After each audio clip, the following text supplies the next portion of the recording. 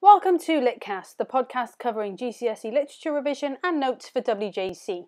These podcasts are designed to be used as an additional revision tool. There's nothing new or groundbreaking here, just revision notes in an on-the-go friendly format. Using these alone won't guarantee you an A star, but they can help you build your confidence to apply this knowledge to your exam questions and your classwork. With that being said, let's get started.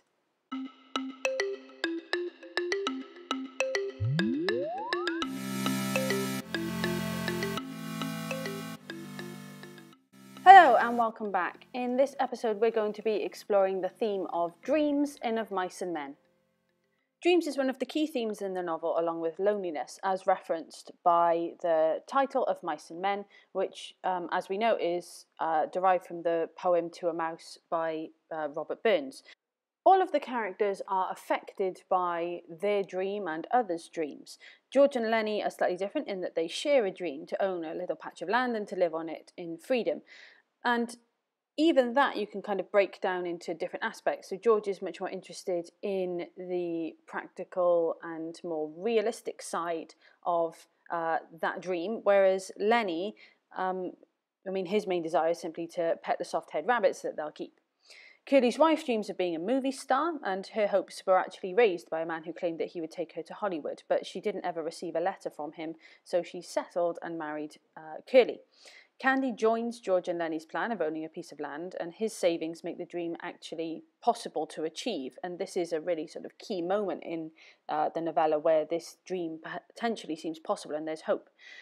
Crooks's dream of being seen as equal is pretty pivotal to his character as well. He knows his civil rights, and he remembers fondly his childhood when he played with white children who came to his family's chicken ranch. He longs for a similar relationship with white people again.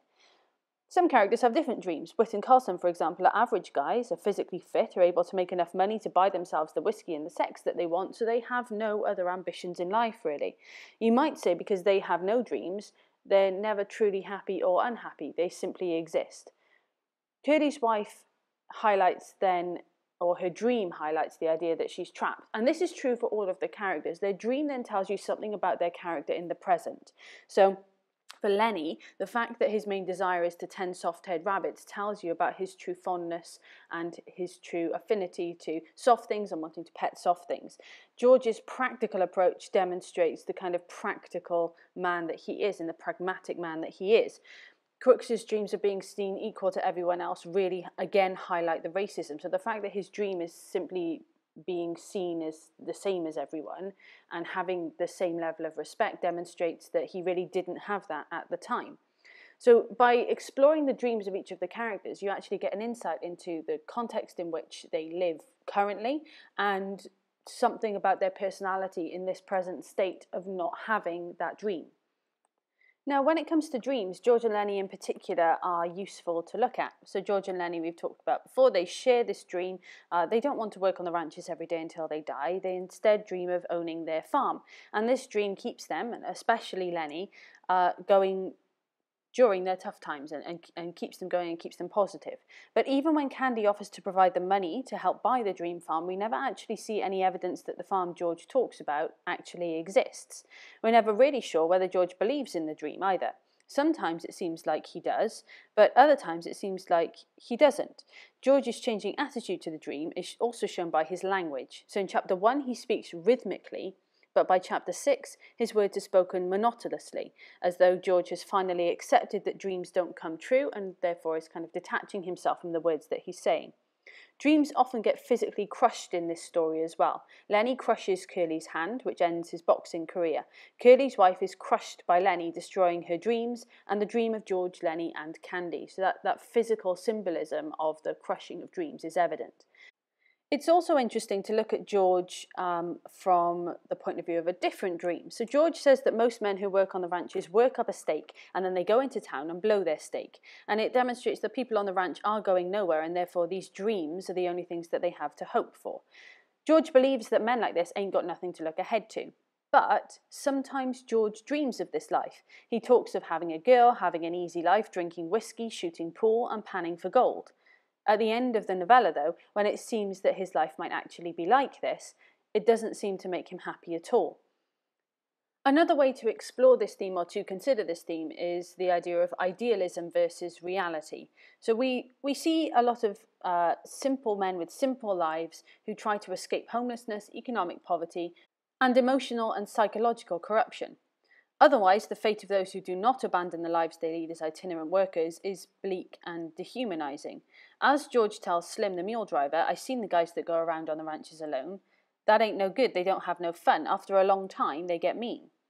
So George and Lenny have this dream, and by the end the dream has failed. Their plan is doomed because human fellowship cannot survive in their world, and because their image of the farm is overly idealised. It's likely that even if they had obtained the farm, their lives would not have been as comfortable as they'd imagined.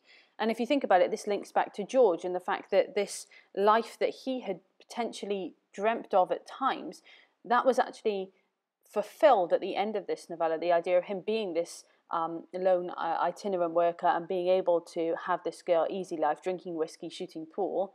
It's not actually what he dreamed of. It's not fulfilling that idealistic interpretation of what he had in his head.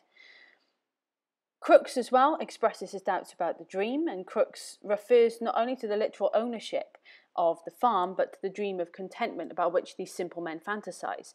There's this ironic idea that maturity involves the destruction of one's dreams. George matures by killing Lenny, thus destroying the dream that could not survive in modern civilization.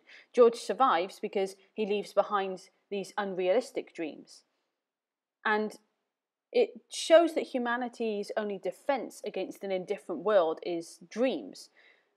And the title of the novel itself implies that people are at the mercy of external forces beyond their control. And these dreams are what shield them from these external forces. When writing about dreams, or indeed any theme in the exam, it's important to remember those links to context. So thinking about why these characters have these dreams, what contextually has got them to the point where they have these dreams, and these dreams are what they cling on to.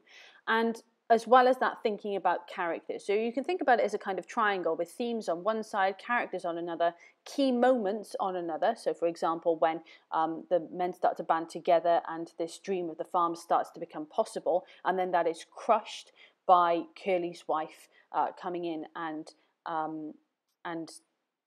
talking to Crooks and destroying his confidence, and then further on physically crushed by Lenny crushing Curly's wife.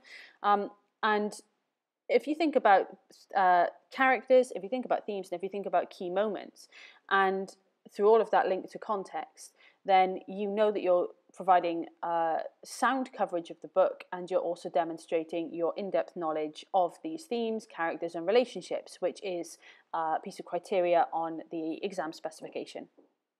So that's some notes, hints, and tips about the theme of dreams in Of Mice and Men. Thank you very much for listening, and tune in to the next one.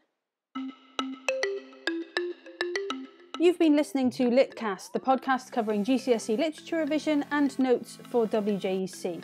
This podcast is available to download from castbox.com, so if you're listening on YouTube, the link will be in the description below, where you can download these to listen offline on your phone and on the go. Thank you for listening, and good luck with your revision.